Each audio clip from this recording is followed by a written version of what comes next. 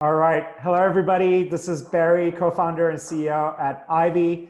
I'm calling in from Chicago today, and I'm incredibly excited to have here with us Brian Solis. Brian, hello. Great to have you. How's your day today? It's going to be the best right now with you. I'm so excited for this. Excellent. Same here. So to give everybody a little bit of context, we're going to be talking about how to live a more creative, productive, and happy life. Brian is an incredible individual. He's worked with leading brands and celebrities ranging from Oprah to Ashton Kutcher and more than 1,000 different startups. He's a true expert on digital transformation, experience design, and trends in tech and beyond. And on top of that, he's had a personal journey of how to deal with tech overload, something that many of us are dealing with as well. So without further ado, I want to get us started by asking Brian, what got you to write your latest book, Life Scale, and why do you think this topic is important?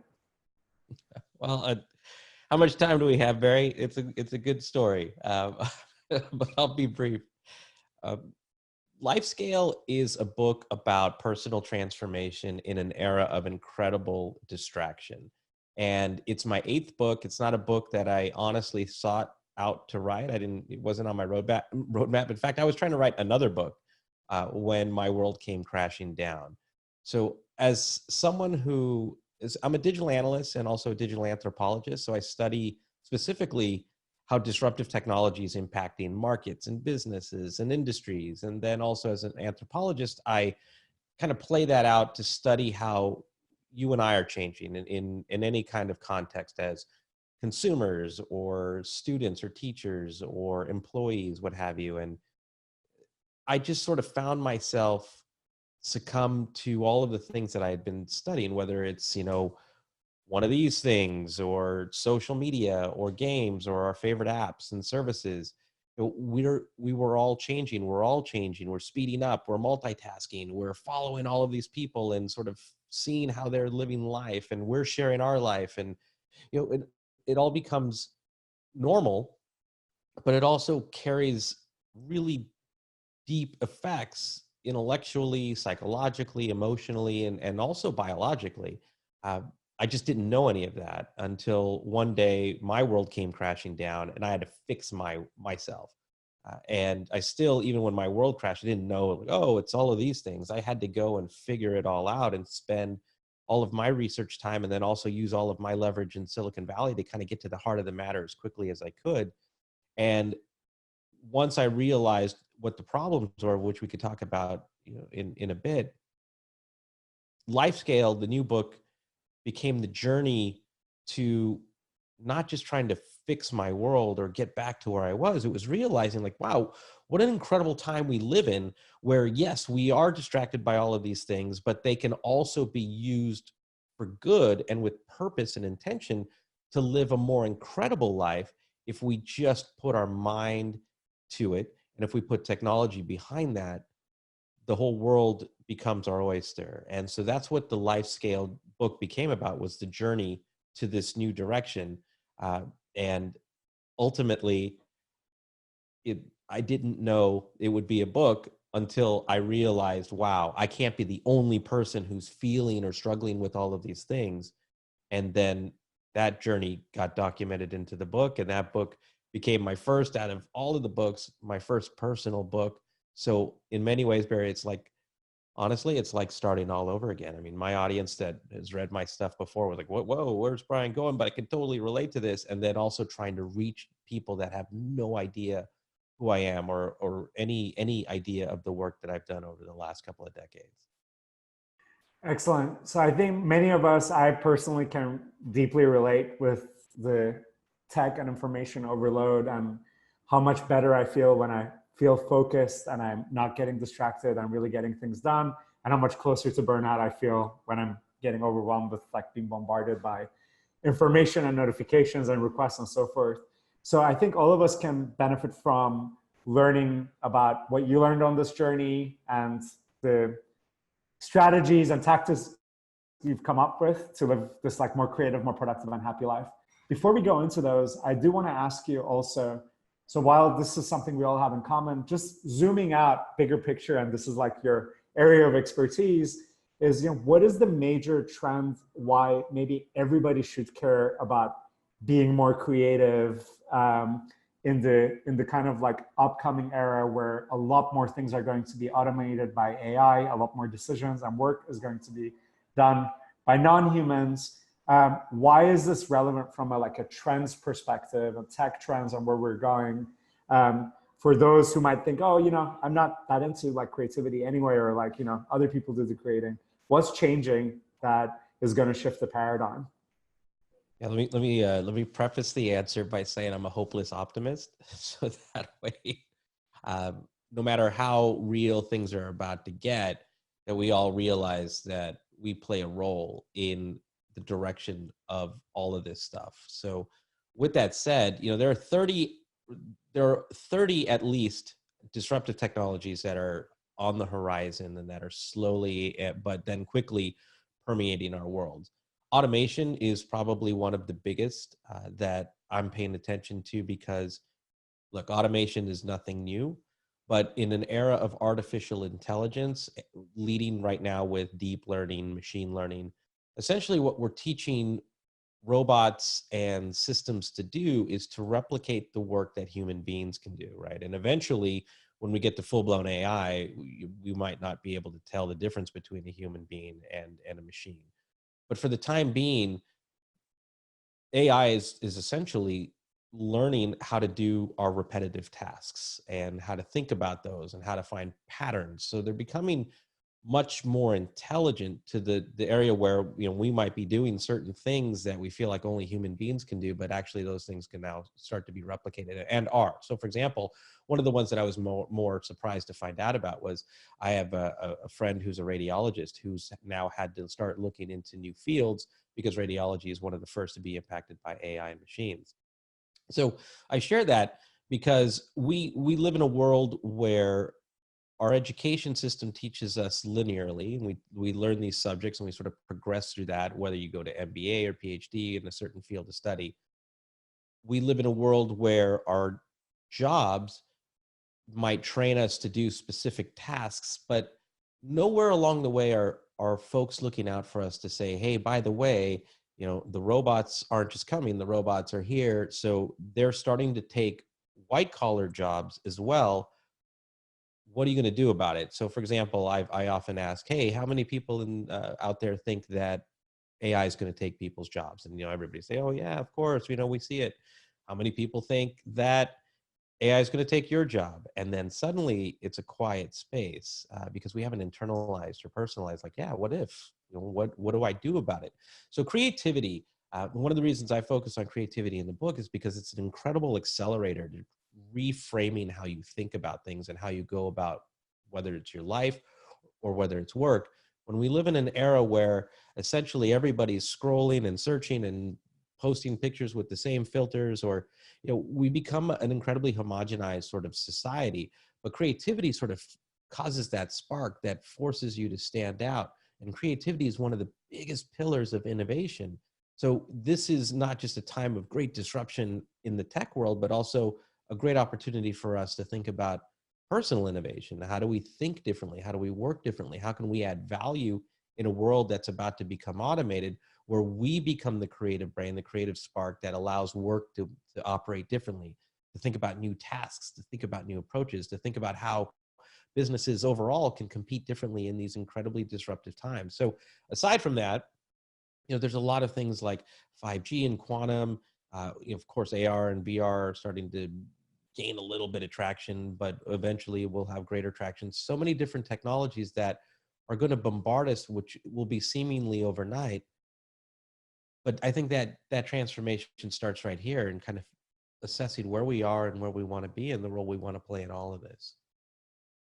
Excellent. So on the one hand, we've got this, the automation trend that's going to force the work that we do to become more creative, because any repetitive thing that we're doing right now probably is not going to be requiring us to do it anymore. So we're going to have to become more creative or more comfortable with creativity as like a key part of our work and life.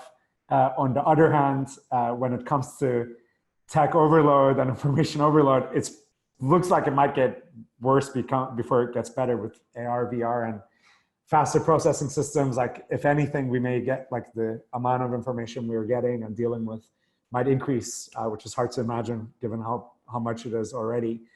So with all of this said, through the journey that you've gone, what were the key learnings, the key themes that you found, and then what are the very practical tactics and strategies you'd recommend us to deploy to better deal with tech overloads, but also to live this more creative, more productive life in this new paradigm as the world continues to evolve towards both automation and more technology?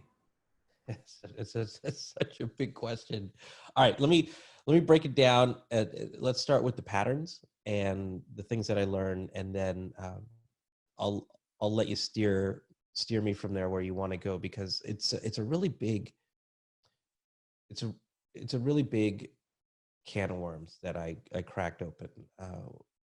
If you've ever felt like things were too much, if you've ever asked, when someone asks you how you're doing, if you've ever answered, "Oh my gosh, so busy," if you've ever found yourself not able to sort of breathe or feeling anxious all the time, if you've ever wondered why you can't put down your phone, or if you can't just allow yourself to be bored or sit in silence, these are all sort of high level symptoms of the crazy world in which we live, that's perpetuated by the technology that we use. So one of the first things that I learned is that we're sort of the guinea pigs of a massive social engineering project that has changed us as individuals, and then us as sort of a greater collective society, to do things in ways that benefit others. So for example, attention is a precious commodity, and we've always sort of battled for attention. But now things are so extreme and so incredible that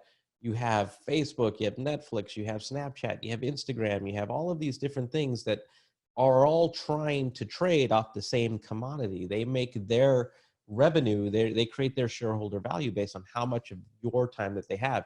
When I was writing the book, I was doing some research, and a Netflix shareholder call had come up during the time I was writing the book. And Reed Hastings, who's the CEO of Netflix, on the call had said, he was asked, what's your biggest competition?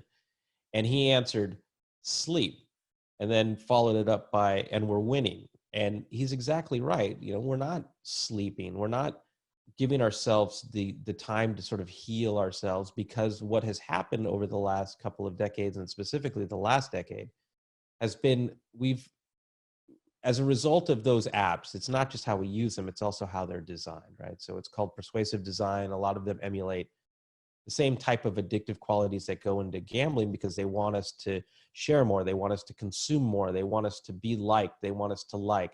They sort of created this market, if you will, around reciprocity and attention, where our brains are sort of wired to constantly share, constantly consume, but then jump and jump and jump and jump.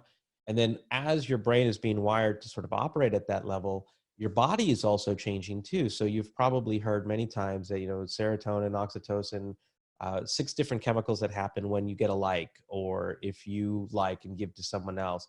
And so your body, just like any substance that you love, that makes you feel great in the moment, you want more of it. So you start microdosing subconsciously to do and share, to sort of get those feelings along the way. Now, over time, what happens is you've literally rewired your brain and body to sort of do these things, right? So over time, for example, when I went to write my 8th book, it had been a few years in between books.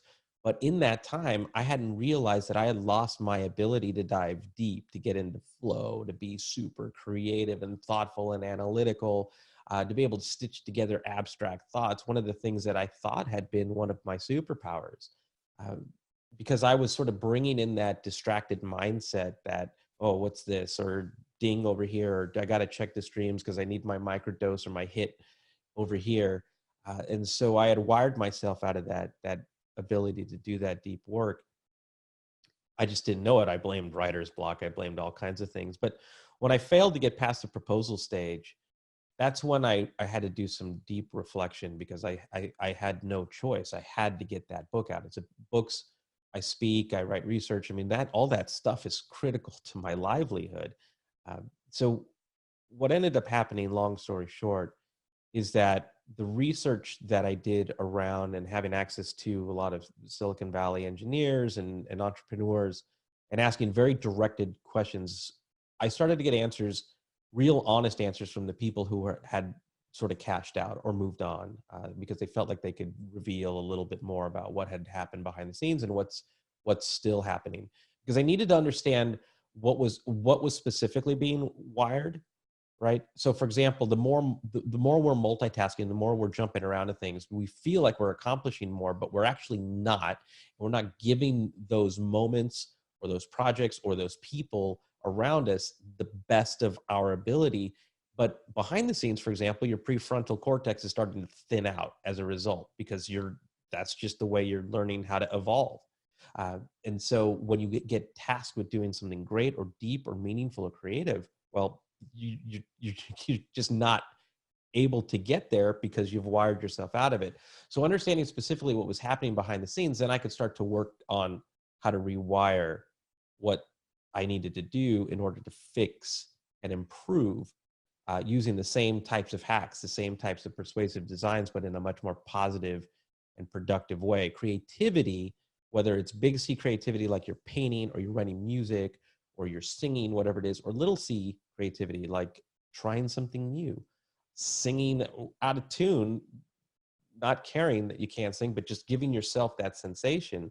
All of those different types of things really start to fire your brain in new ways. But the other thing, and what you can do practically right away, is starting to train your brain to be in the moment, starting, and I know this is going to sound ridiculous, but just a few minutes at a time. Even something as simple and awkward as just closing your eyes and breathing for 60 seconds and trying to breathe as deeply in and out and rhythmically as possible.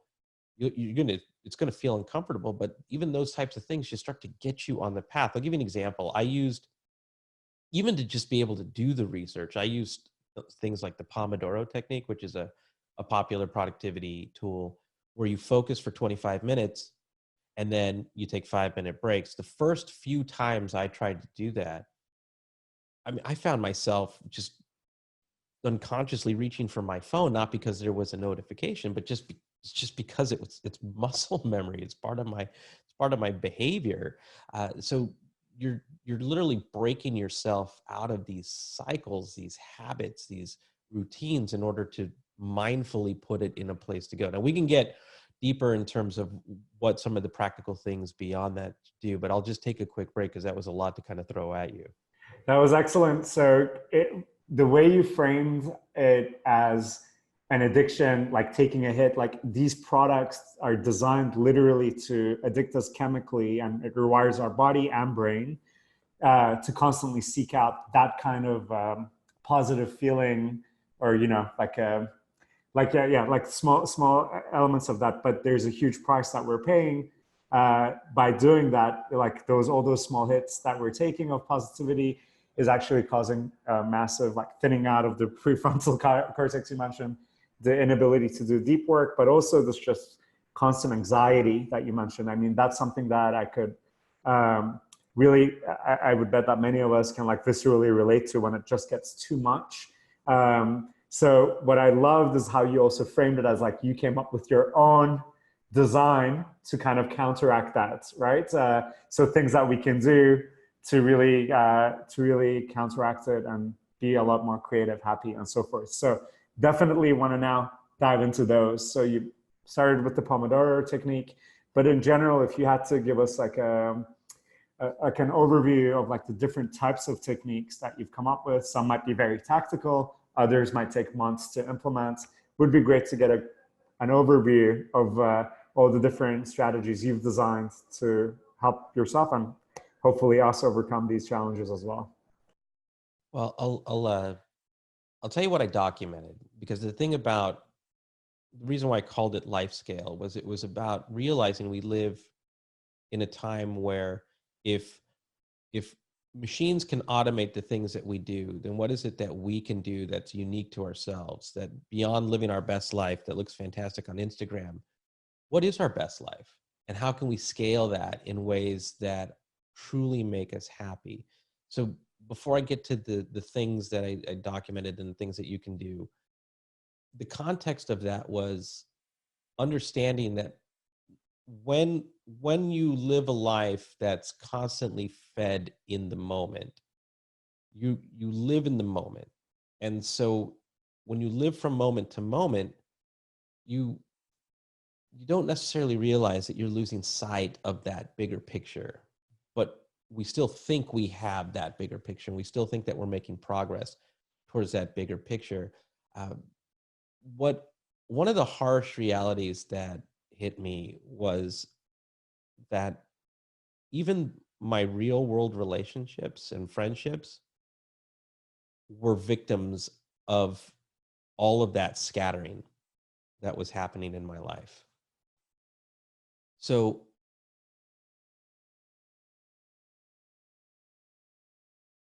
much more shallow, but it was okay because it was normal, I think, across the board, that people were feeling that, oh, well, it's just the way that I'm living life too. So it all seems great. We're going moment to moment to moment until something isn't right or somebody thinks something different that before you could get to. And the reason why I'm sharing this is because one of the ways that we psychologically justify it to ourselves is because we feel that we are surrounded by the things that are validating all that we do. What makes that so powerful is that we are seeing firsthand that we have, there's crazy screaming happening outside, which is hilarious. Sorry about that. That we've lost sight of our center of reference, and this is where things get really important, because I'm going to get to the next steps in just a minute. One of the things that we lose is our ability to sort of make decisions about what's not just right in the moment, but what's right tomorrow or what's right 6 months from now. And this is incredibly important, because when you live a life that's constantly stimulated by attention and validation and love and likes, all things that are seemingly good, you have what I call sort of this micro celebrity effect, where you not only crave that, but you start to get in your own mind hierarchical in sort of your stature online and also in the real world. And when you start to get hierarchical, you start to sort of act like in many ways, the way an instant celebrity might. And so you start to open yourself to new thinking, new possibilities. Suddenly something that wasn't okay 2 days ago is suddenly okay today. And so our center of reference starts to move and move and move and move, but we don't realize it's moving. So we're making decisions about our lives based on sort of this what I call selfie aspirational state, sort of the projection, not the reality of who we are. And when that happens, when you think about your future, you're making decisions based on what's unreal and unrealistic.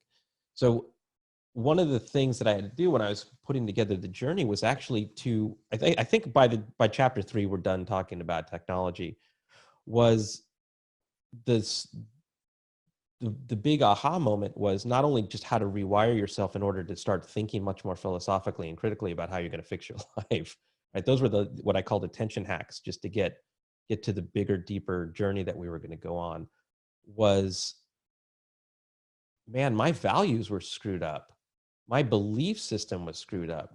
My idea of happiness was all based on generations old versions of what my parents and their parents and religion told me what happiness looked like and what success looked like. So I was making decisions about all of these things based on outdated modes and based on unhealthy validation and love that I was getting, and putting those two worlds together and clashing forward into this thing that, of course, we feel anxious. Of course, we're moving around. Of course, we're seeking all of those things out, but we're not giving ourselves the space or the time or even the permission to say, where the hell am I? And where am I trying to go? And how is that going to matter over time beyond all of the normal I see around me? What's true greatness? What's true happiness? What's true success on my terms? So some of the early exercises in the book are actually reframing and forcing you to rethink what you stand for, what's important to you.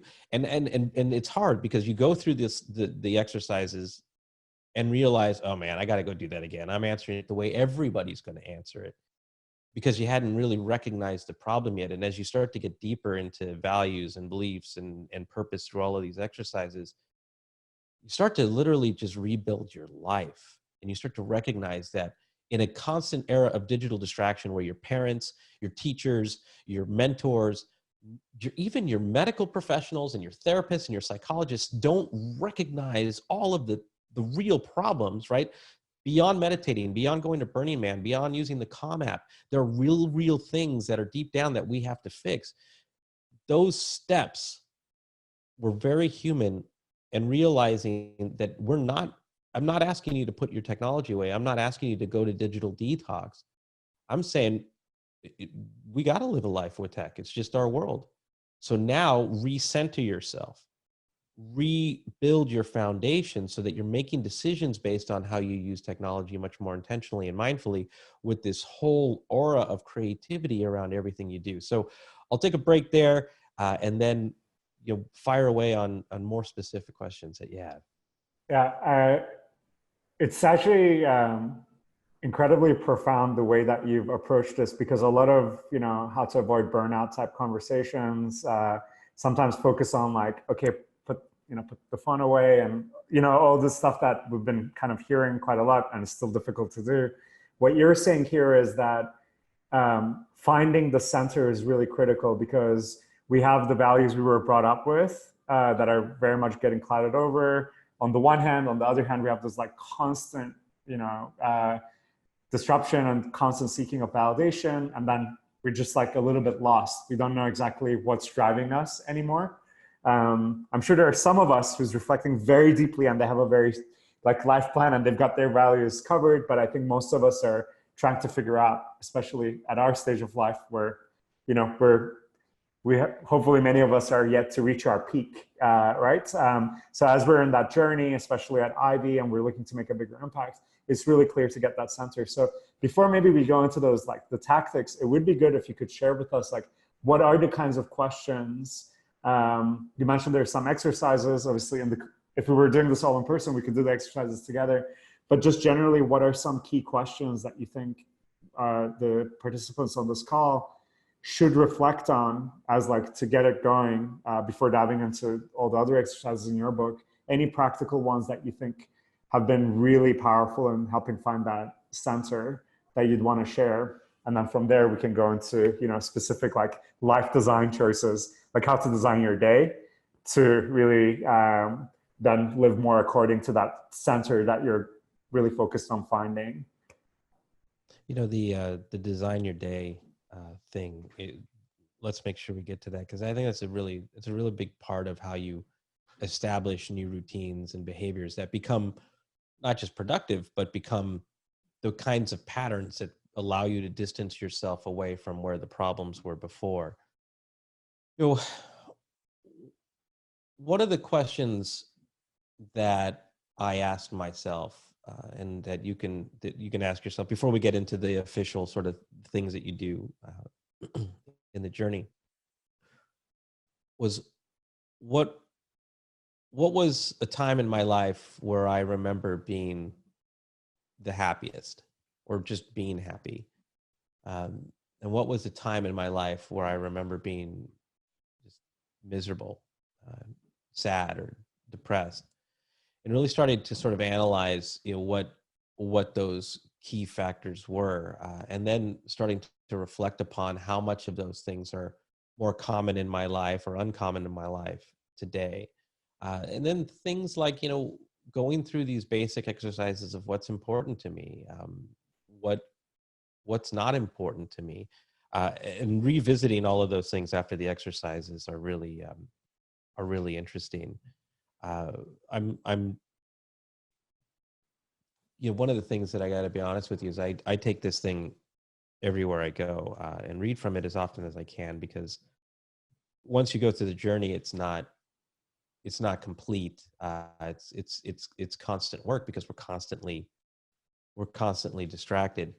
But essentially the social engineering of what we're doing is trying to rediscover ourselves in this incredible renaissance, right? I mean, it's an era of just great distraction, but it's also a time of great opportunity. And this renaissance, really is just allowing yourself to give you new life, new perspective.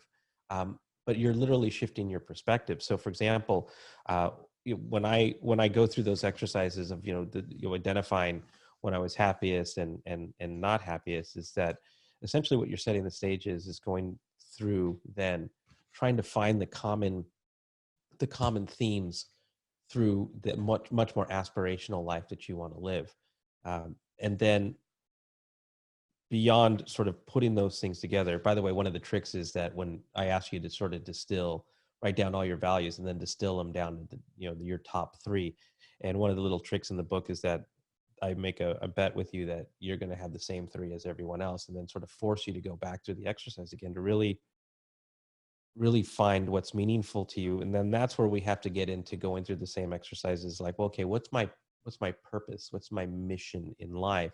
And not just that BS that we tell ourselves to kind of make us feel good or better about ourselves, but the stuff that we're actually going to really put our journey towards, that we're going to point it towards. And then one of the other things that I ask you is to ask yourself, what do you visualize in terms of where you want to be now and where you ultimately want to be? So visualization is a very important part of a lot of whether you're going through AA or whether you're going through whatever program that you're going through. Visualization is a big deal because what you can see, you can be able to manifest. The difference here is that the visualization of when I ask you what you can see, then I ask you then how you're going to get there. So the visualization steps are then tied to an action plan, short term and long term, because once you can see it, and then once you can feel the things you need to do, it's sort of like this old philosophy around be, do, get.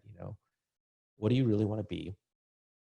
Then what do you need to do in order to get those things, in order to manifest it? And then along the way, I ask you to reflect, as you're going through these things, reflect on who is in your life today. This one was a big one for me, to be completely honest. And Barry, you probably didn't know this. This is one of the reasons I joined Ivy as I was writing this book, because I needed to, and I ask everybody to surround themselves with people that are going to essentially reinforce those values and that purpose and that vision and that action, to essentially form a board of directors around you that are people are going to push you in a much more positive and productive direction. If you surround yourself with hustlers, then you're going to hustle and you're going to be on the treadmill. If you surround yourself with people who are smart about how they work, then you're going to work smarter. If you surround yourself with people who love life and artistry and love their significant others or their children, you're going to reflect and emulate those things, because all of that is the energy that propels us in the directions that we want to move. But the practicality of a lot of these things are they might seem like basic or generic exercises, but when you put it in the frame of reference of breaking free from these distractions in order to allow yourselves to move in new directions that redefine happiness and success, essentially creating a modern guide for life that reflects the realities of today, and not based. Look, I have nothing against religion, I have nothing against money, I have nothing against a lot of the things that are our foundations for life itself, but a lot of them are incapable of allowing ourselves to actually cope with the crazy things that we as guinea pigs today have to deal with, that no other generation has had to deal with. So essentially you're rebuilding your core step by step to be able to deal with all of the madness. I'll give you an example. One practical exercise in the attention hacks chapter is close all of those browser tabs. Get all that crap off your desktop, all of those files you're never, ever going to get to. Just like all of that stuff, like one of the Marie Kondo movement of just getting rid of stuff. it all carries a cognitive load that's yanking at you and is pulling at you, and it's on your shoulders, and you probably can feel it in your shoulders. All of those things are in their own way vying for some time again, and you're bearing that responsibility. And it's like a computer. In fact, quite literally, the more tabs you have open on your computer, the more your system resources are trying to hold all of these things together. And sometimes, especially if you have a MacBook, you'll hear that fan start blaring loud as possible because your resources are being pulled to keep all of those things sort of present and within reach. So allowing yourself to just get rid of that stuff based on what you stand for, based on that purpose, based on that vision, these things are not necessary for that. You feel almost instantly great. When I'll tell you, when I just closed everything and cleared the browser history so I wouldn't know what was there anymore, I freaked out at first, but within minutes, I started to feel like, oh, okay, now what am I going to do? And then, start going back to this path that I started to create for myself. So, Barry, where else do you want me to go? I think the most powerful thing that you mentioned here, and I think that's the biggest call to action for me, and I believe for everyone listening, everyone at Ivy, everyone around the world, is step number one is just becoming extremely intentional about like what kind of life you actually want to lead and what do you truly care about. Because otherwise we're in this autopilot of like winning at work, winning at life, winning on social media for people who care about that.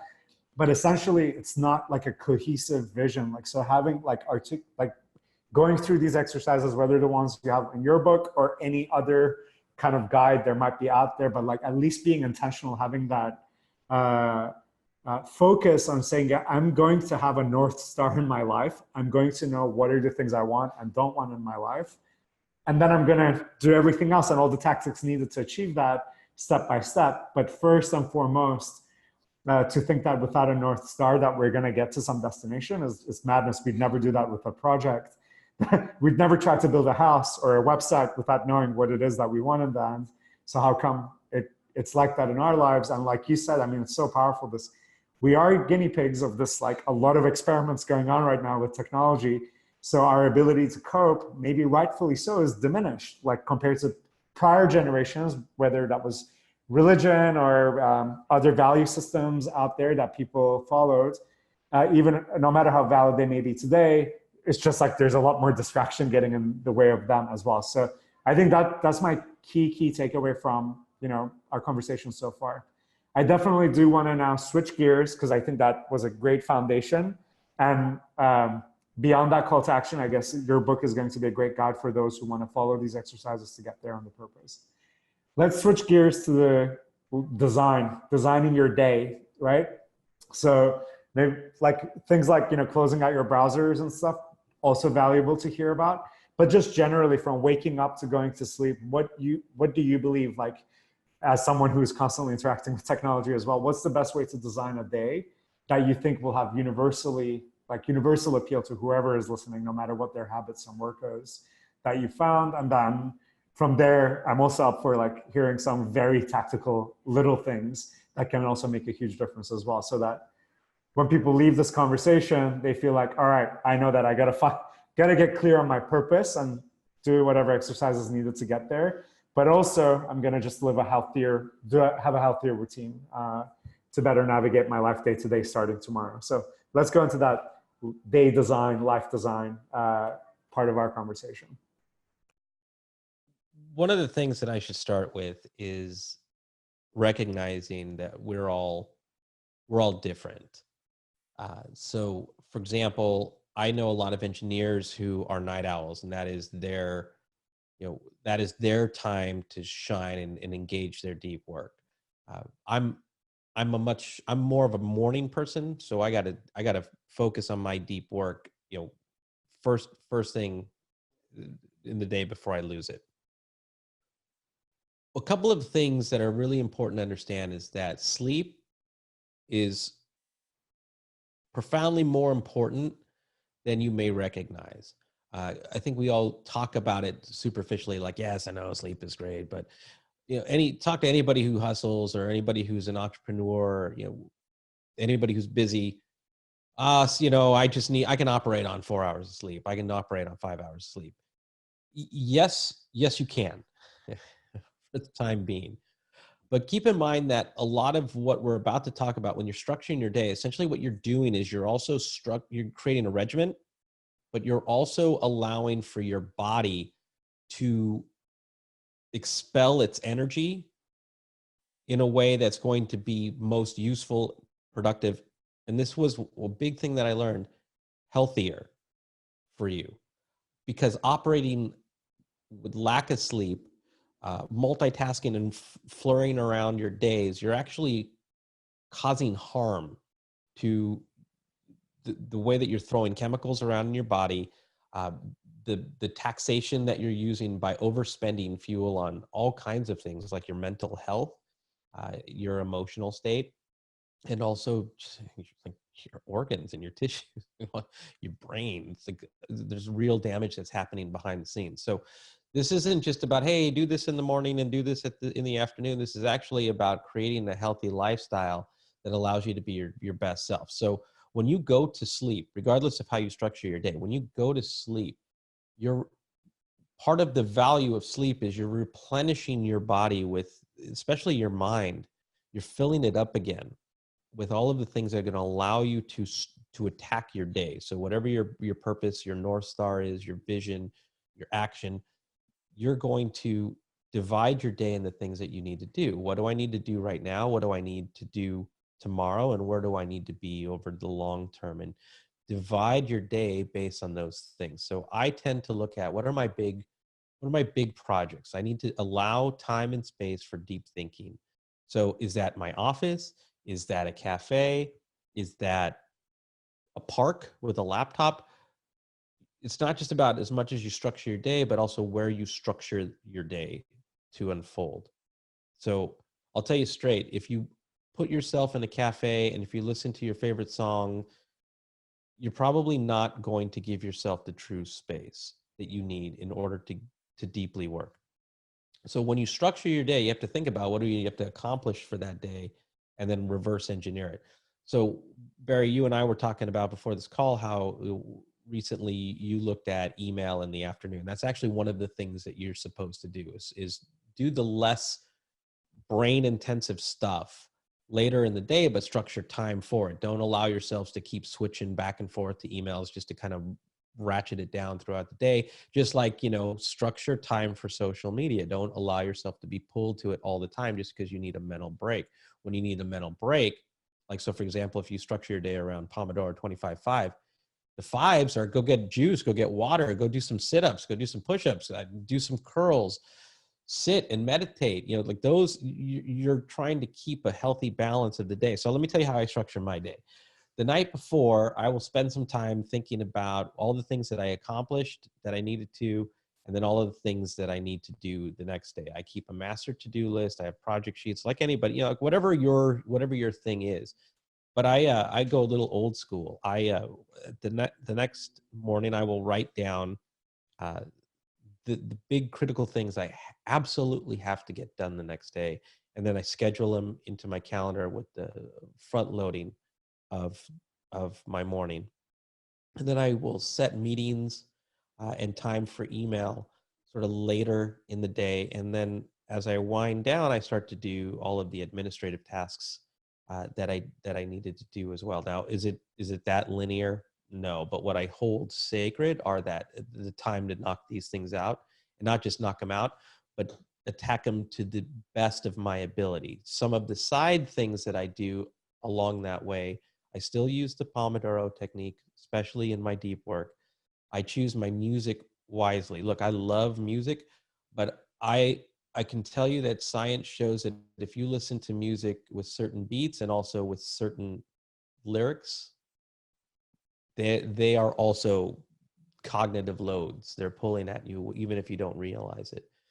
So there's music that's actually scientifically, but like I focus on not just classical music, but classical music with specific types of rhythms that really pull me deeper into those modes. So you got to find what's good for you, and Could then you actually share what music to potentially avoid, what music to go for based on that research, so that we can pick I it up. love beats, like I love to listen to chill beats.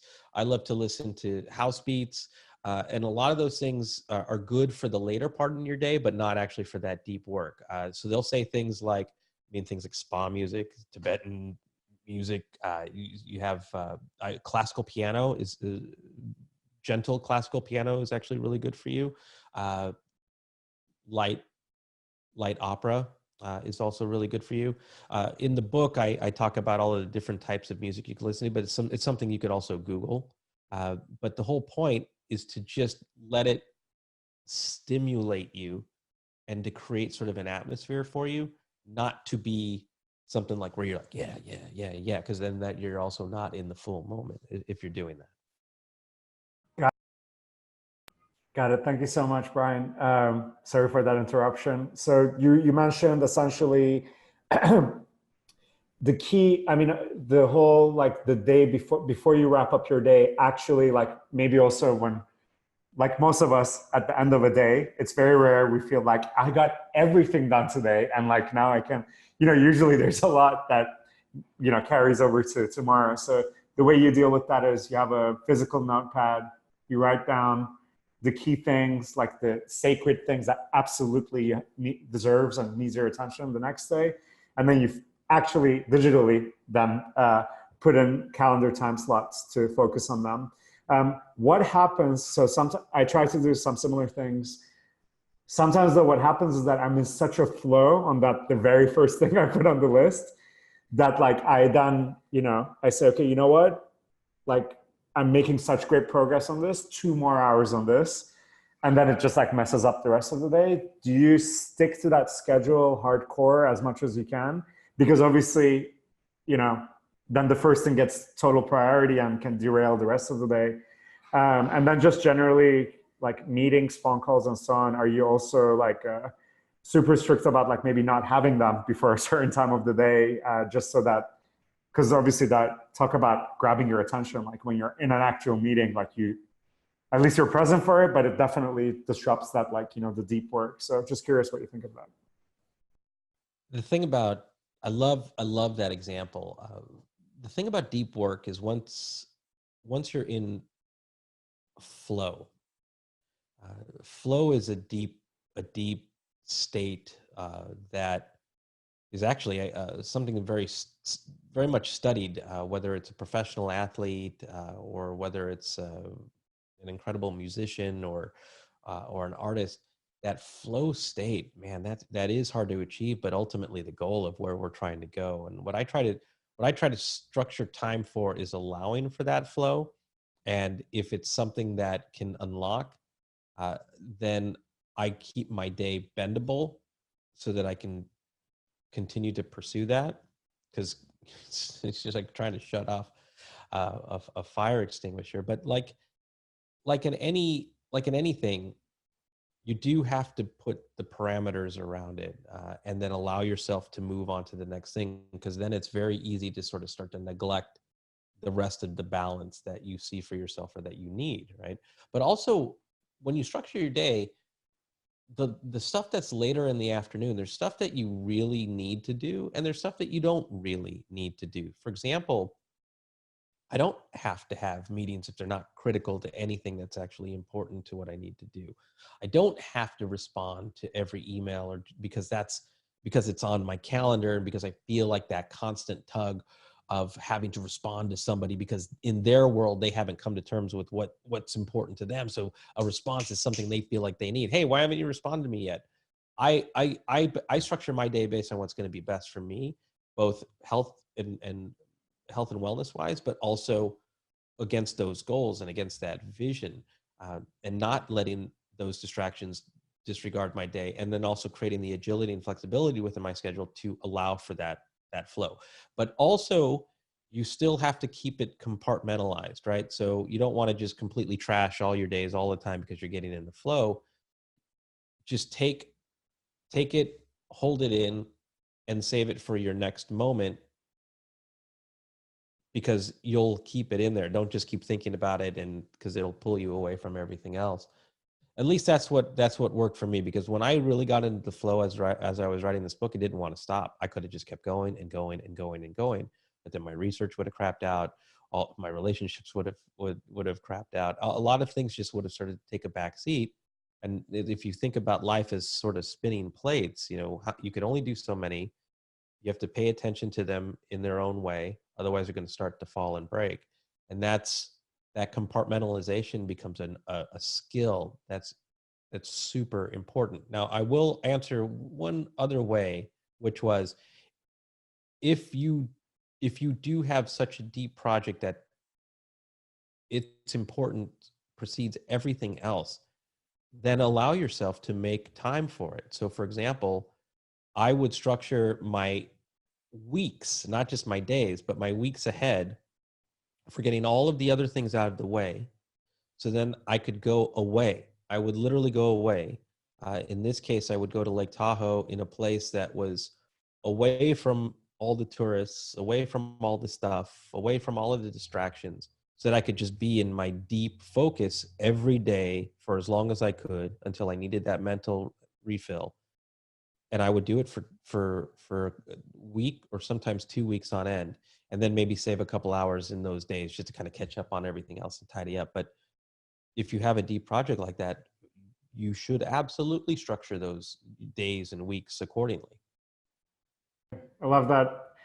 Thank you, Brian. So we've only got a few minutes left. So this is what I want to do. I think this conversation deserves a part two, not just digitally, but also hopefully in person with our members, especially doing these exercises together, and so forth.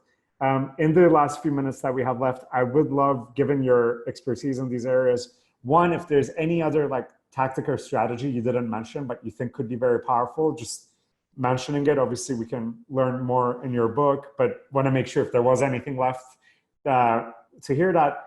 And then more importantly, you have a really unique ability to kind of zoom all the way out and provide this like much more of a profound perspective on the trends that are happening. Really want you to share. So based on what you're seeing, clearly you said 30 disruptive technologies, right? I mean, that's a lot. But critically, like over the next year, 5 years, like not at like 10, 20 years, right? But like in the practical, like pretty close future that would actually impact your planning today. What are some key trends that we should be aware of and maybe get ahead of them? Is there anything that you want us to keep in mind as a digital anthropologist? Like, is there anything that, you know, other than the obvious, like, yeah, I should maybe delete Instagram and Facebook from my phone so that I'm not checking it all the time? Any kind of like deeper trends that you want us to keep in mind would be great too, and then we'll conclude from there. Okay, so one thing I just want to revisit is the importance of your personal board of directors. So one of the things I'd like you to think about right now is who do you surround yourself, and do they reinforce those best times in your life, or do you find yourself aligning with them more on the things you feel around the worst times of your life? Because I'll tell you that who we surround ourselves with today are sort of part of the perpetuation of the problem. So when we look at social and when we share on social, we're sort of feeding into that feedback loop that we need desperately every single day, or at least we think we need every single day.